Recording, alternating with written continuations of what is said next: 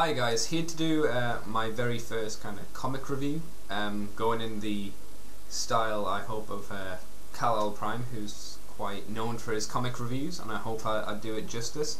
I'm going to be doing it on, as it says over the top there, G.I. Joe vs Transformers, which is the very first one anyway, done by Image Comics, who are also Devil's Due. I thought they were only Devil's Due, but looking at this comic more in detail, it says Image. So I assume it's maybe the crossing of Dreamwave and Devil's Due.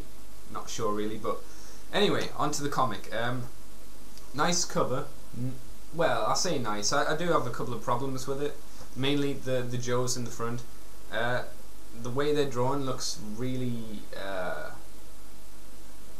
like it doesn't fit in with the background, because you see Prime in the background there looking really impressive and menacing, and then you see these really super deformed kind of heroes in the front, which I don't personally like. But anyway, moving on to the story. Basically, you start off with inside a ship. You don't know what ship it is, but it's the colours in it. I won't talk about the colours yet. The ship is filled with Autobots and Decepticons, looking worse for wear, shall we say. And then in comes Cobra Commander and a load of Vipers. And Cobra Commander's quite pleased with what he's found. Apparently, him and the Baroness have found this thanks to someone they named the Scotsman arms dealer. Who, anyone who knows G.I. Joe, it's referring to Destro, but he's not named directly into this issue because he plays out a bigger part later on in the series.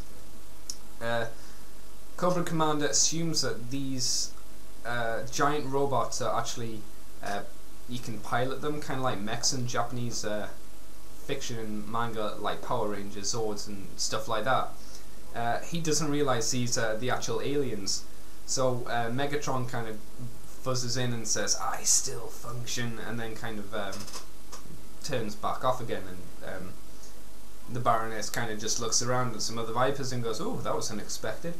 And Cobra Commander's well, very, very interested in this thing. And then we cut straight to a truck full of army men going to a peace talks summit, and we find Lonzo, who's a member of G.I. Joe, Snake Eyes, who we see not as a ninja, he's just a normal soldier at the moment, but we'll get further on to Snake Eyes in a bit. And of course Duke, but he's not actually named as Duke in this episode. He's, what's his name?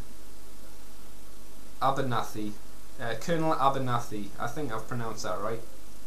And of course he gets his code name later on.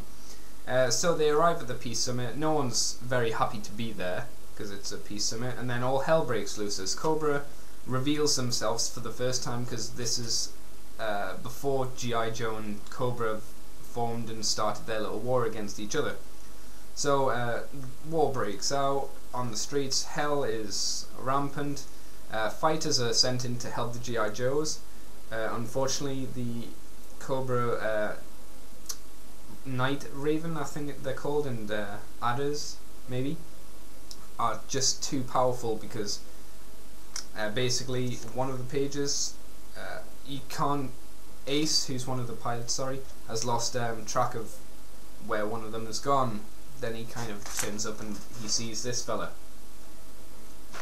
and well, he doesn't fare too well. He ejects out just in time.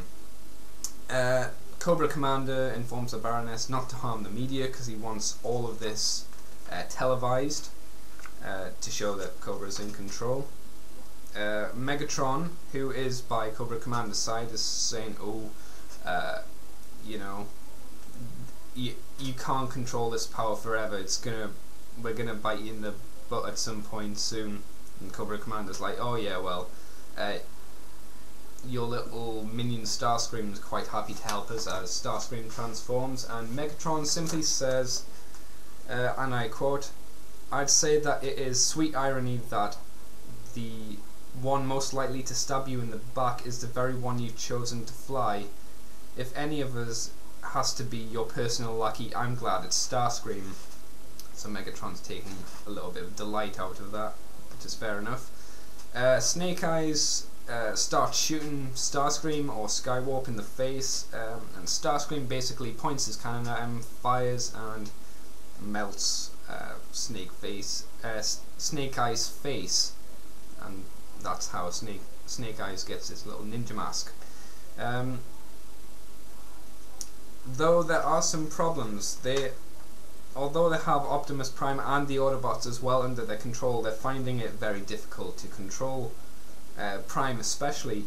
And for instance, the Televipers, who are like their communications and technical experts, can't get him to do anything to hurt anyone, and so Cobra Commander issues the retreat order because he thinks he's proved themselves to the world of what they've done. Sorry, I'm just refreshing my memory by looking over. Then we cut to just after, with all the news people reporting in, and we see a Colonel, Colonel Flag with Duke and someone called Fairborn. It's not the Fairborn from G1, but it is a Fairborn, and Allison Burnett. These two are helping form up a team of something, and this is where we get G.I. Joe. And Flag's like, okay, you're not going to be, you may be a key member of G.I. Joe, but you're actually going to lead it. And that's basically where it ends. I personally really like this first issue. It really got me into G.I. Joe as well as back into Transformers.